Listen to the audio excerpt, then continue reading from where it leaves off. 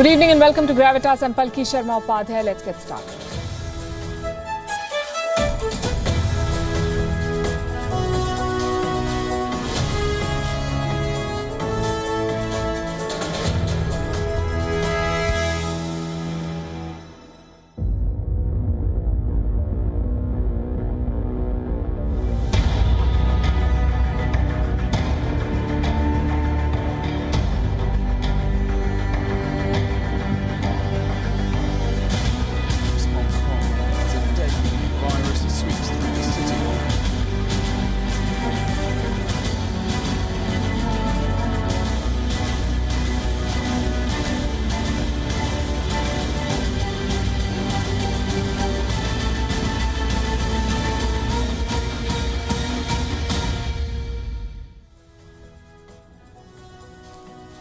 Yesterday we told you how there's a new surge in Wuhan virus cases in China. Flights have been cancelled to the city of Guangzhou. Partial lockdowns have been imposed. China says these numbers are small. We also told you how China had registered the first case of a new kind of bird flu. The first ever case of this virus jumping to a human. Tonight we want to look back at history. We want to look at how China has repeatedly seen outbreaks and virus jumps from animals to humans. You could blame the wet markets of China or the leaky labs of China, where viruses tend to leak. But this is one country where viruses jump species more than anywhere else. Why does this happen? What does science say? What kind of evidence does the world have when China is called a global? Gravitas tonight, we'll bring you the full story. Also on the show, as India's cases fall, the push for more vaccines intensifies. Reports say the government is set to make major concessions to get Pfizer and Moderna to India. The battle with tech giants intensifies too. After Twitter and Facebook, now Google says India's new IT laws do not apply to it. We'll bring you the full story. America's pandemic response was a train wreck. 800 pages of Anthony Fauci's emails from 2020 reveal the utter confusion in the government. And why is India's biggest dairy brand Amul asking the government to ban animal rights NGO PETA? We'll bring you a special report. We begin as always with Gravitas Global Headlines. Israel's health ministry has observed a small number of heart inflammation cases, primarily in young men who received the second dose of the Pfizer jab. This draws a probable link between the vaccine and the condition known as myocarditis. 275 cases of this condition were reported in Israel between December 2020 and May 2021 among 5 million vaccinated people. A Belarusian political activist stabbed himself in the neck on the first day of his trial in Belarus's capital, Minsk. An independent rights group says that Stepan Latipov tried to commit suicide following pressure in detention. Latipov is on trial on multiple charges, including creating protest symbols and resisting law enforcement in Belarus. The Supreme Court declined to hear Johnson & Johnson's bid to overturn more than $2 billion in damages awarded to women. 22 women blame their ovarian cancer on asbestos in the company's baby powder and other talc products. The company, which has faced more than 19,000 similar claims, says there are unresolved legal issues that will continue to be litigated. The African Union has suspended Mali's membership in response to last week's military coup and threatened sanctions if a civilian government is not restored. This after the military arrested the interim president and prime minister last week, derailing a transition to democratic elections following a previous coup in August last year. The World Health Organization has approved the COVID-19 vaccine made by China's Sinovac Biotech for emergency use listing. This paves the way for a second Chinese jab to be used in poor countries. The WHO said in a statement that it recommended the Sinovac jab for adults above 18 years. Florida becomes the latest U.S. state to ban transgender girls and women from participating in female sports at public schools and colleges. Republican Governor Ron DeSantis signed the measure into law, which says women and girls must play on the teams of the biological sex on their birth certificate. LGBTQ activists denounce the move as discriminatory.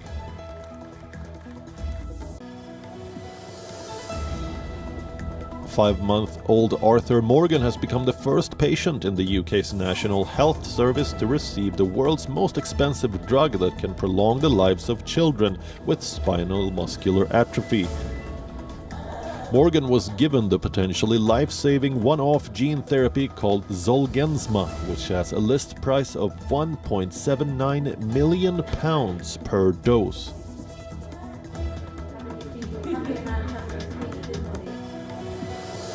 Indonesia's foreign minister called on the Association of Southeast Asian Nations, or ASEAN, to immediately name an envoy to troubled Myanmar. This more than a month after the bloc agreed on steps to end the turmoil after a military coup in February. Little progress has been made since ASEAN said in April that it has reached a consensus with Myanmar's ruling military.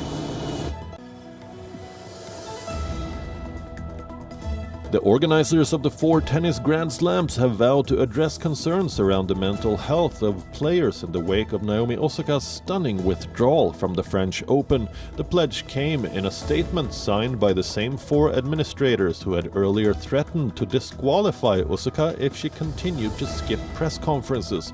The bodies say they will work with all stakeholders to make meaningful improvements to the player experience, including in relation to the media. The Brooklyn Nets are through to the NBA Eastern Conference semifinals for the first time since 2014 after completing a 4-1 series win over the Boston Celtics. James Harden was the star of the show in Game 5 with a triple-double, while Kevin Durant and Kyrie Irving combined for 49 points. Defending champions LA Lakers are on the verge of elimination, though, after a crushing 115-85 defeat against the Phoenix Suns, which leaves them trailing 3-2 in the best-of-7 series. New infections in India have declined substantially. Daily new cases remain below 150,000. Active cases have dropped below 1.8 million. They fell by more than 100,000 on Tuesday. More than 230,000 people recovered yesterday. This takes India's total recoveries beyond 26 million. But fatalities remain above 3,000. In the last 24 hours, India reported more than 3,200 deaths. But our story tonight is not these numbers. It is on India's strategy to bring them down further. It is on the push for vaccines. The road is being cleared to get Pfizer and Moderna to India, and exceptions are being made. India may remove major regulatory checks for these 2 companies. Reports say India could grant Pfizer and Moderna indemnity. What's that? It's legal protection. Protection from any disputes that may rise from their vaccines or potential side effects. This is truly an unprecedented step.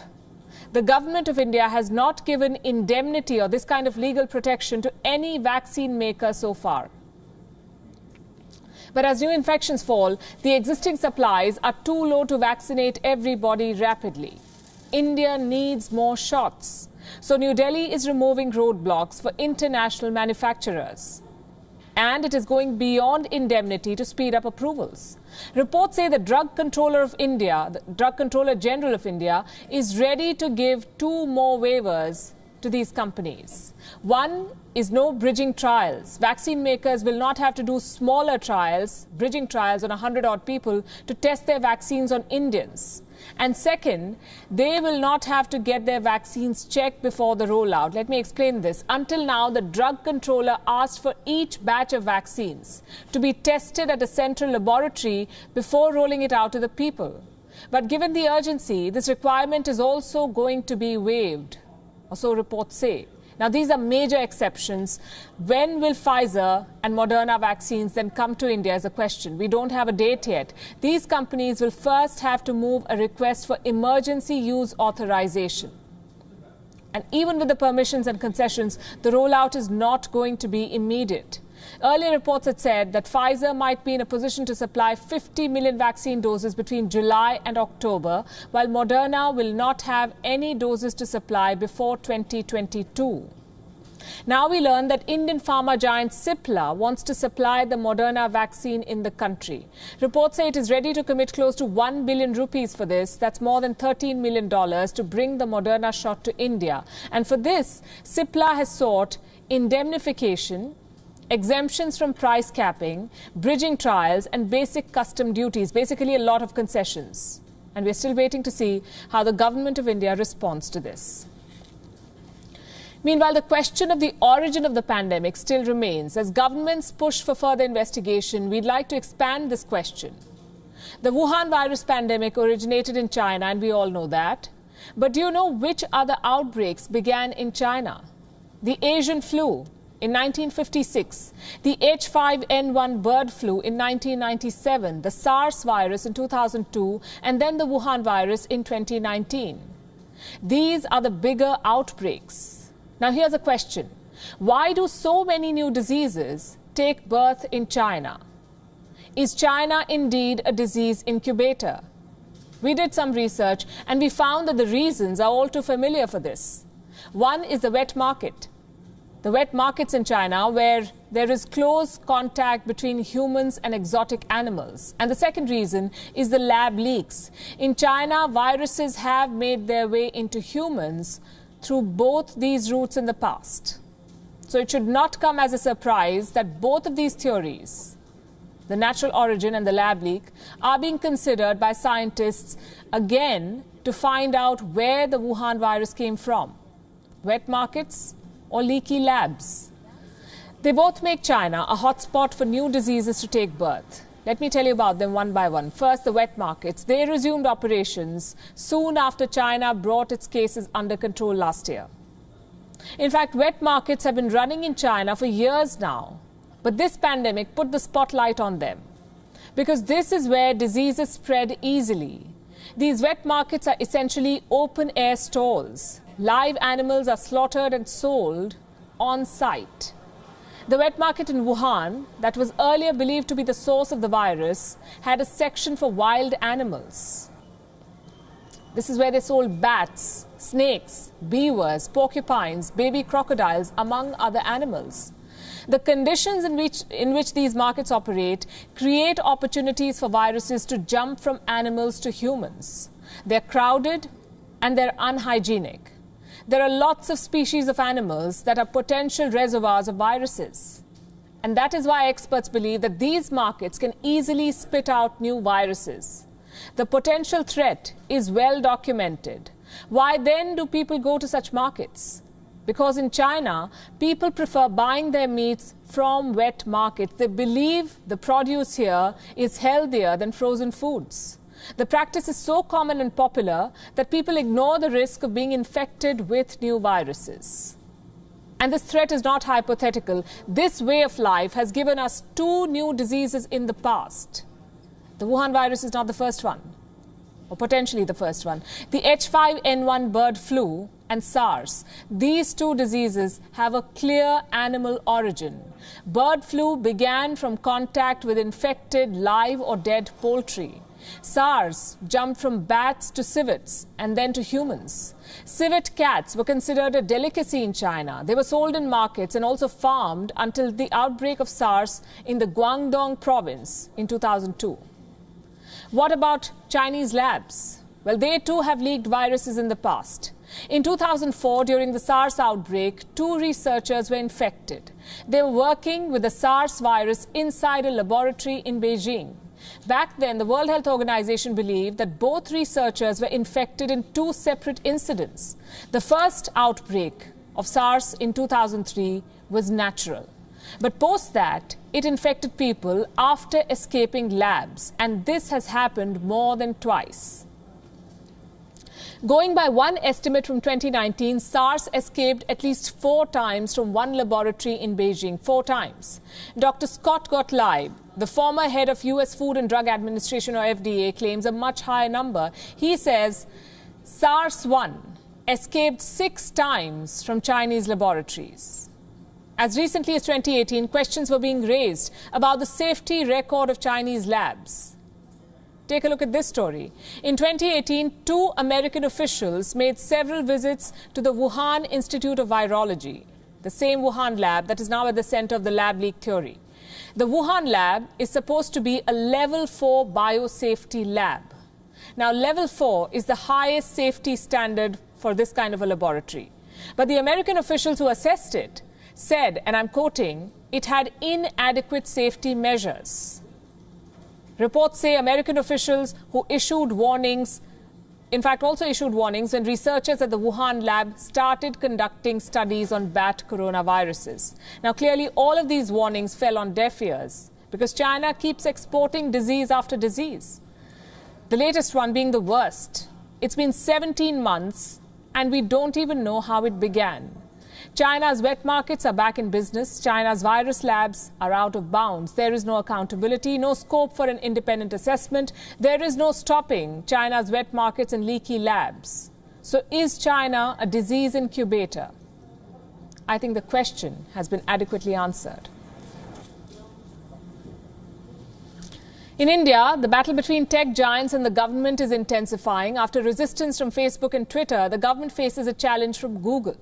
The company says India's new IT rules do not apply to its search engine. What makes Google say this? It's a story of contradictions, retractions, and lies. We'll go by facts, as always. Starting with the Indian IT law, what does it say?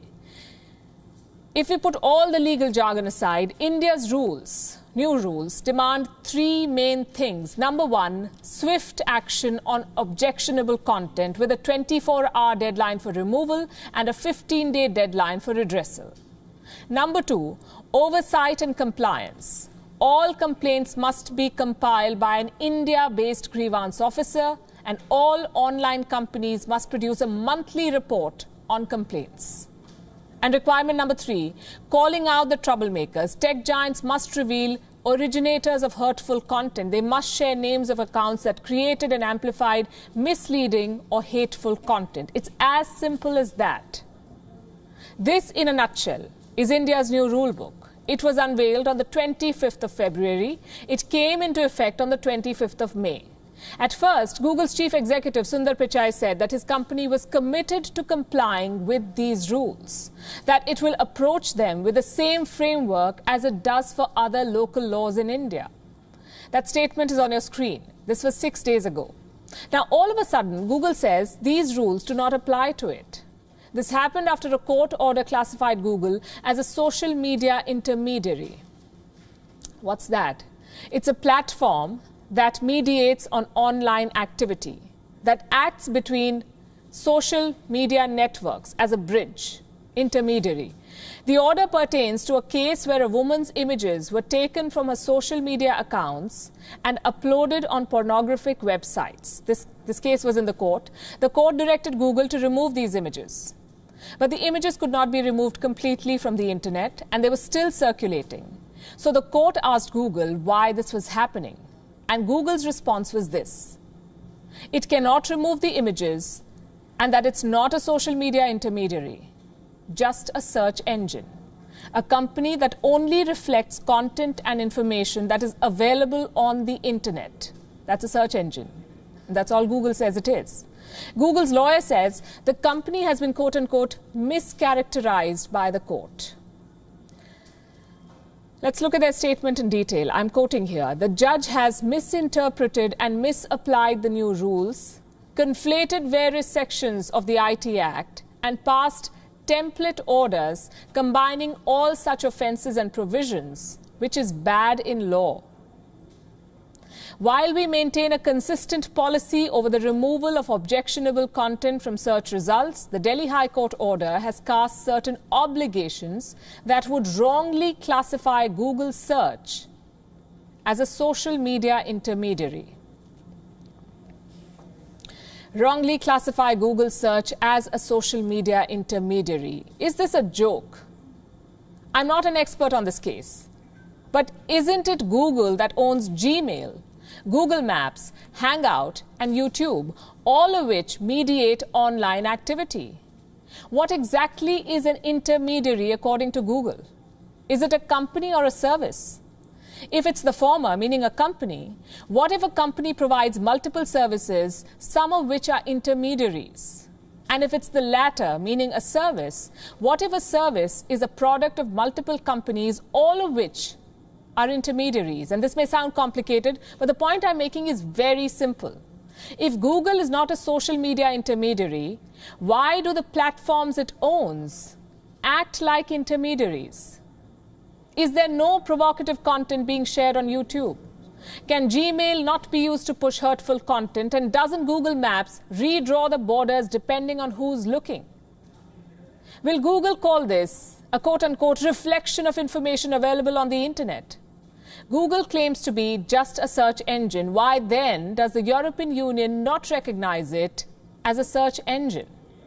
Look at the headline on your screen right now. According to the EU, Google is not a search engine for the simple reason that it removes web pages for copyright infringements and for actions such as revenge porn.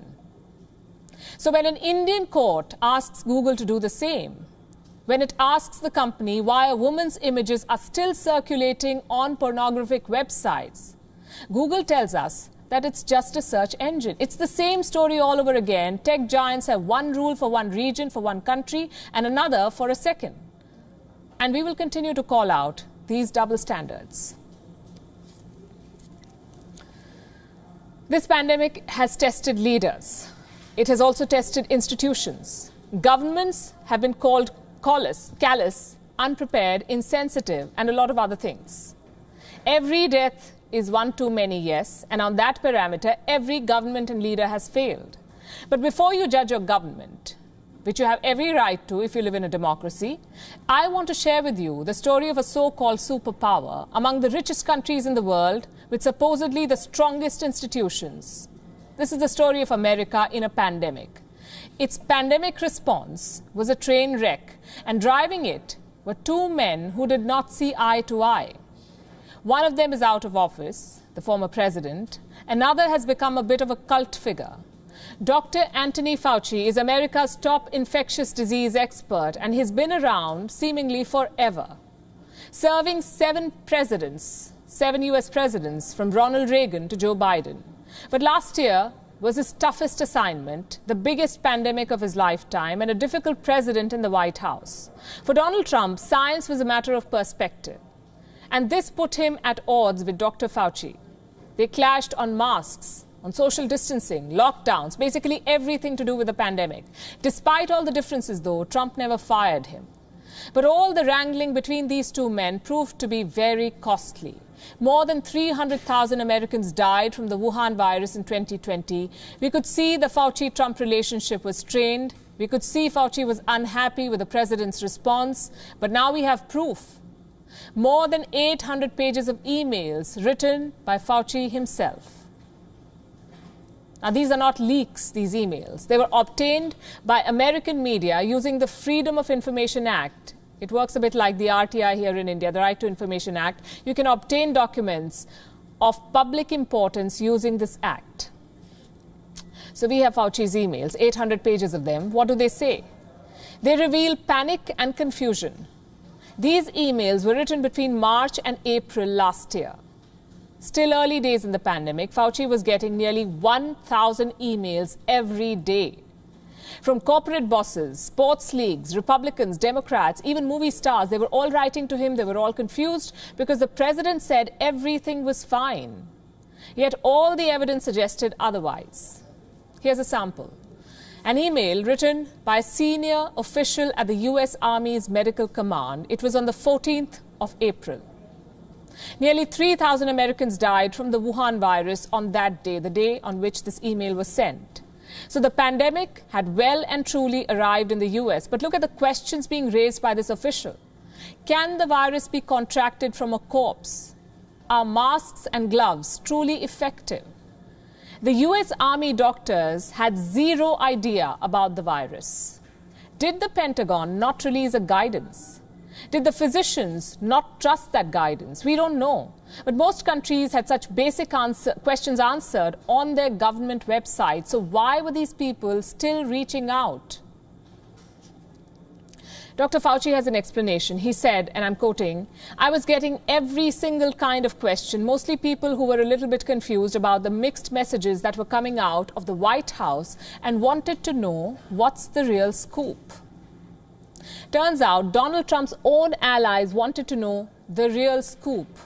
A senior Republican congressman wrote to Fauci with one message: keep being a science truth teller. But science was a scarce commodity in the Trump White House. In these emails, we find more evidence of this.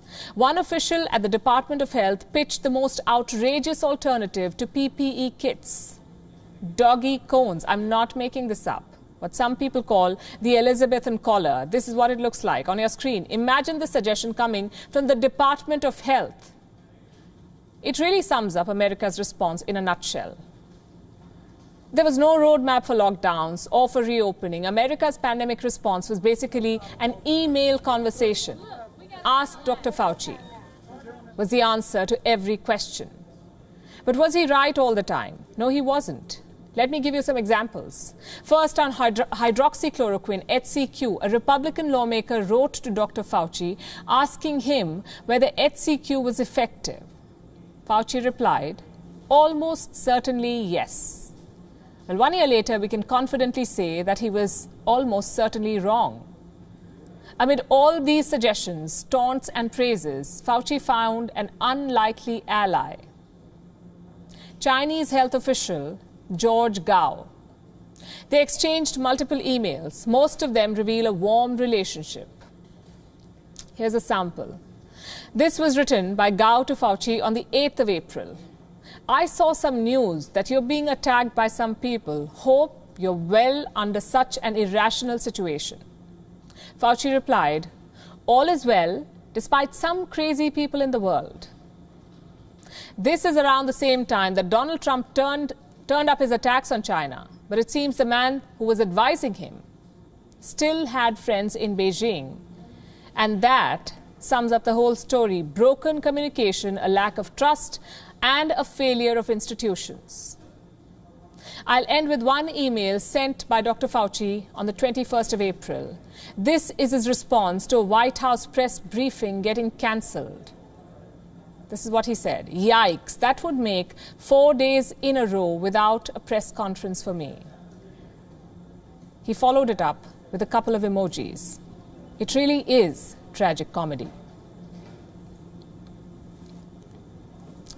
Back in India, the country's largest dairy organization, Amul, is calling for a ban on animal rights NGO PETA. This comes days after PETA gave a piece of unsolicited advice to Amul, asking the company to switch to producing vegan milk.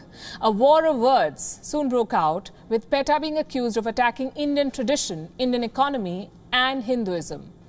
Our next report brings you the details.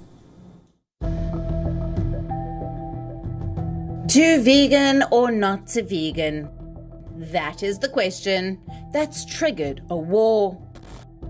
The cow is this war's Franz Ferdinand. And these are the two opposing sides: India's largest dairy organization, Amul, and global NGO, PETA. The story began 7 days ago with this tweet and the attached letter. It addresses Amul's boss, advocates vegan milk, and accuses Amul of fighting veganism. Listen to this.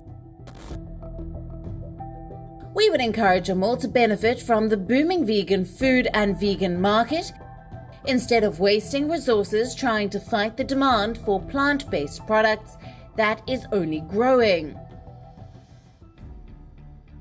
The advice was unsolicited, and it was from PETA. The NGO curdled the situation all the more before closing the letter. PETA cited examples of Amul's competitors like Nestle and Danone, and said that these companies are already profiting from vegan milk. In other words, Amul should learn from them and turn vegan too. Amul is India's largest dairy organization.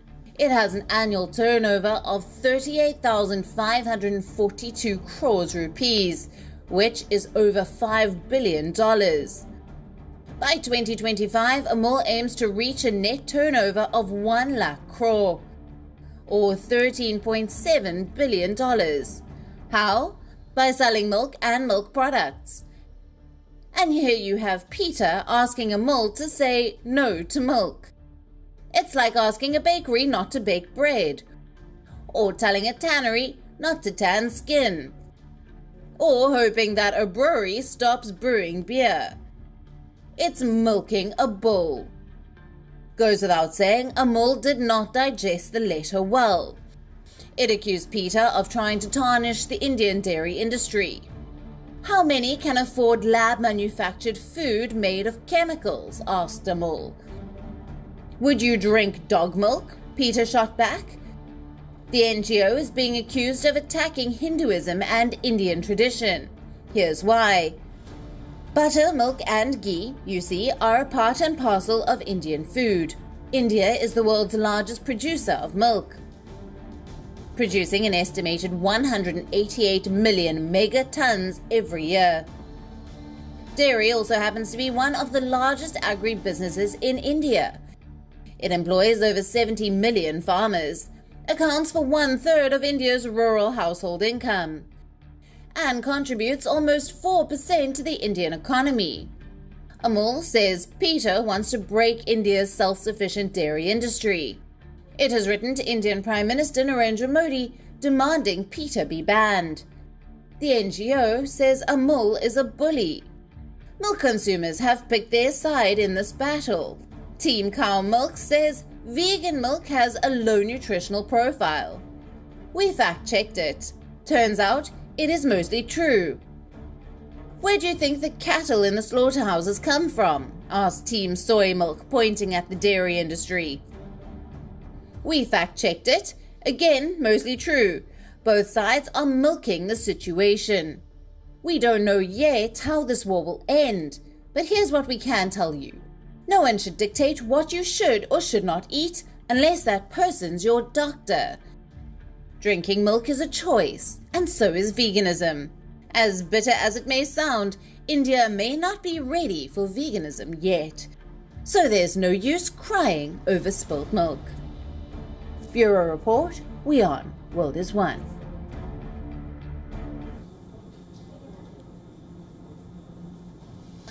Joe Biden has made history by becoming the first sitting US president to visit the site of a massacre in which a mob of white Americans slaughtered hundreds of black Americans. On Tuesday, he visited the Greenwood Cultural Center in Tulsa, Oklahoma, the first president in 100 years to do so. It was at this site where almost 300 black Americans were brutally murdered by a white mob. This massacre took place between the 31st of May and the 1st of June, 1921. Monday was its 100th anniversary. What triggered this massacre? How did it unfold? Why was it suppressed in American history books? And how does it echo in today's America? Here's a report. I'm the first president in 100 years ever to come to Tulsa. And I say that not as a compliment about me, but to think about it. 100 years and the first president to be here during that entire time. And in this place, in this ground, to acknowledge the truth of what took place here. In 1921, from the evening of May 31st until the afternoon of June 1st, a violent mob of Tulsa's white residents killed hundreds of black Americans and left their locality in ashes. This happened in Greenwood, a thriving black-dominated neighborhood that had sprung up at the start of the 20th century. It was separated by a railroad track from the city's white-dominated part in the south. The neighborhood's progress and prosperity stoked resentment among Tulsa's white residents. Racial tension began to surface. On May 30th, 1921, it reached a tipping point. A black man named Dick Rowland was imprisoned for allegedly assaulting a white woman. The next day, an inflammatory report in the Tulsa Tribune spurred a confrontation between black and white armed mobs. By the morning of June 1st, the white rioters had looted and burned down the Greenwood area, leaving 300 dead in the violence and nearly 10,000 homeless. Some of the rioters were assisted by city officials who indiscriminately shot black people on the streets, as planes from above dropped dynamite on the neighborhood. The black Americans who survived this were imprisoned and sent to internment camps. For 8 decades, the massacre was barely mentioned in newspapers, school textbooks, and governmental conversations. It wasn't until the year 2000 that the slaughter was included in school curriculum in Oklahoma. It entered American history books only recently. A 2001 report by the Tulsa Race Commission revealed how the massacre was actively covered up, how Tulsa city officials hid the bloodbath, shifted the narrative by calling it a riot, and blamed the black community for what went down. It's been 100 years. There has been no justice, no accountability, and no reparation to the victims. US President Joe Biden wants to undo the decades of this injustice. He went to Greenwood on Monday to meet the survivors, the first sitting president to do so in 100 years. 100 years ago, at this hour, on this first day of June, smoke darkened the Tulsa sky, rising from 35 blocks of Greenwood that were left in ash and ember, raised in rubble. But will these acknowledgements be enough? The situation of black people isn't any different in today's America. 1 in every 10 black men in his 30s is in jail on any given day. Nearly 72.4% of black students attend a high-poverty school. An average black worker earns just 62% of an average white worker. And 28% of those killed by the police in 2020 were black Americans. The Tulsa massacre isn't history. It continues to echo in America in different forms. Bureau Report, WION, World is One.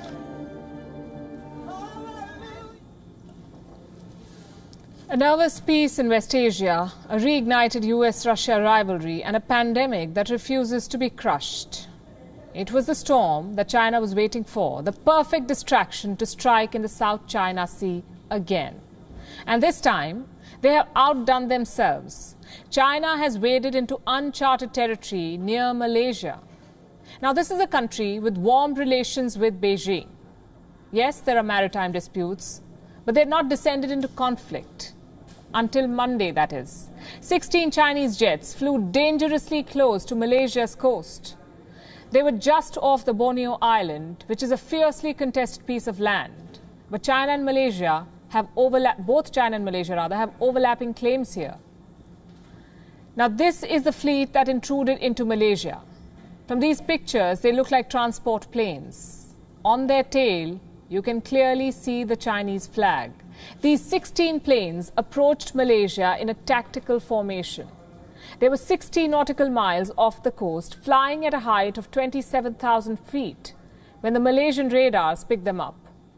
Now, this is usually the altitude at which a commercial airliner would fly. But these were not commercial planes. They were PLA aircraft. How did Malaysia respond? First, they tried reaching out to the Chinese, asked the planes to pull back several times, no luck. The Chinese planes refused to identify themselves, so Malaysia scrambled jets of their own. This spooked the Chinese planes, and they flew off without attempting any more adventures. Now, if you analyze the series of events, it's a typical Chinese tactic. Intrude on foreign land, ignore requests to pull back, and flee when met with a strong response. The only thing that was missing was a bogus explanation from the Foreign Ministry of China. But don't worry, 2 days later, Beijing has delivered. It claims the sorties were a routine activity not targeted at any country, especially not Malaysia. Listen in. As far as I know, this is a routine training activity carried out by the PLA Air Force in the southern waters of the Nansha Islands. It was not targeted at any country. During the training, the Chinese Air Force strictly abided by the provisions of international law and did not enter the airspace of any other country. China has communicated with Malaysia on this issue. You see, for China, there is no territory dispute. They claim the entire South China Sea. So from Beijing's standpoint, there has been no violation, no breach of airspace. But Malaysia is having none of it. Their foreign minister has called this an intrusion. Here's their statement, full statement. Malaysia's stand is clear. Having friendly diplomatic relations with any countries does not mean that we will compromise our national security. Malaysia remains steadfast in defending our dignity and our sovereignty. So how is the government planning to respond? Well, they have already summoned the Chinese ambassador. The plan is to register a diplomatic protest. And we all know how the story ends. With China ignoring Malaysia's concerns, the Philippines, we know, tried the same strategy. They have registered more than 70 protests against China. But they have nothing to show for it. They still have dozens of PLA vessels sailing right next door. So good luck to Malaysia. Like we said at the start, this intrusion is different. China and Malaysia are not enemy states. In fact, Malaysia is one of the few countries using China's Sinovac vaccine. Talk about betrayal. Chinese planes ferry vaccines to Malaysia and hot on their tails. PLA jets threaten Malaysia's airspace. There's a lesson here for all countries looking to cozy up to China. You are signing up for an unprincipled friendship. It reminds me of what Henry Kissinger once said. He was talking about America, but it applies perfectly to communist China. It may be dangerous to be China's enemy, but to be China's friend is fatal. Let's turn to Israel. The country today got its next president. His name is Isaac Herzog. He will be sworn in as the 11th president of Israel. Within hours, Israel could also get a new prime minister. The country's 2-year-long stalemate could end. So could Prime Minister Benjamin Netanyahu's 12-year-long term in office. A leader long touted the kingmaker could become the new king. Sounds all too Shakespearean, doesn't it? Our next report breaks it down for you. The clock is ticking on Israel, a country with a parliamentary system very similar to India. Israel has a prime minister who is the head of government and the leader of the majority party in parliament. Then there's a president who is the head of state. Israel's parliament is called the Knesset. It has 120 seats. To win a majority in the parliament and form the government, a party needs 61 seats. Benjamin Netanyahu's Likud party has 30 seats, the largest in the current parliament, but not enough to get the majority. Yair Lapid's Yesh Atid is the second largest party. It has 17 seats.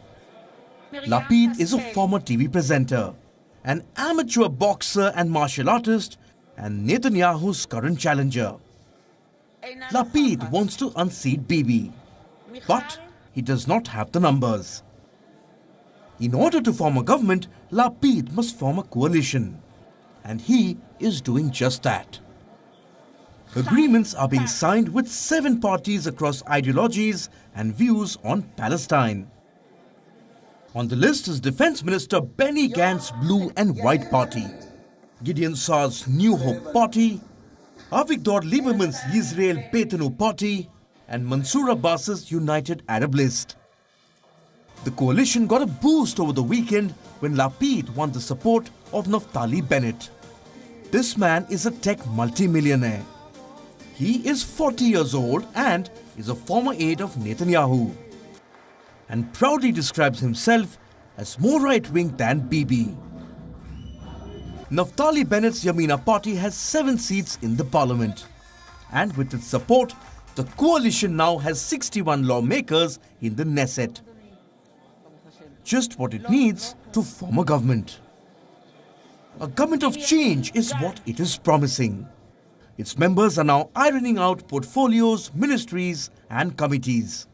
Reports say there will be a rotational agreement for the Prime Minister, with Bennett starting at the helm, and Benny Gantz will remain the Defense Minister. Will the rotational system work? It's too early to say. The parties have little in common, and Israel has a history of not doing justice to the rotational agreement. But for the coalition to even have a shot at it, it must prove its numbers. Lapid and team have until midnight. which is 9 p.m. GMT and 2:30 a.m. IST. If it fails to win the vote of confidence, the Knesset will have 3 weeks to agree on a prime ministerial candidate. Failing that, Israel will go to polls for the 5th time in 2 years. Bureau Report, WION World is One. Scientists may have found a way to increase our lifespan to 120 years. A group of scientists in Israel experimented on 250 mice. What they found was quite interesting. By increasing the supply of just one protein, the lifespans of these mice can be extended by 23 years. So can scientists replicate these results on humans too? They believe it is possible. Our next report tells you more. At 118 years and 150 days, Kane Tanaka in Japan is the world's oldest living woman. Many would see her long life as a gift. But if a group of scientists from Israel have their way, they'll give the same gift to every human on the planet. These Israeli scientists ran an experiment on 250 mice. They increased the supply of a protein. It is called SART6. Inadequate supply, this protein can delay frailty and ensure healthy aging. The scientists say they managed to boost the life expectancy of mice by nearly 23%. What would that mean for humans? If this experiment can be replicated on humans, it could extend their average life expectancy till almost 120 years. The scientists behind this study are now working on identifying drugs that can safely increase the levels of the SART6 protein. But even without the drugs, humans are living longer. Life expectancies in the developing and developed world have increased. Centenarians are now more common.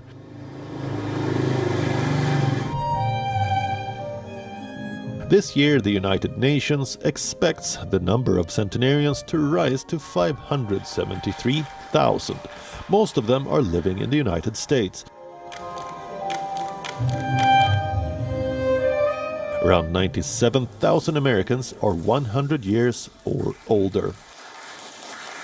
America's Census Bureau predicts that in 40 years, the number of centenarians will be 6 times higher. Japan, that is home to the world's oldest person, has 79,000 centenarians. The country has 6 of them for every 10,000 citizens. Uruguay, Hong Kong and Puerto Rico also have a high number of citizens who are older than 100.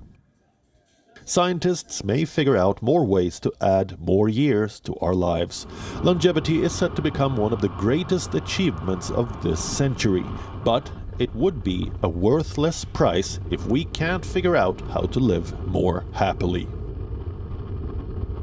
Bureau Report, World is One. Well, that is a wrap. We're leaving you as always with Gravitas Images. Thanks for watching.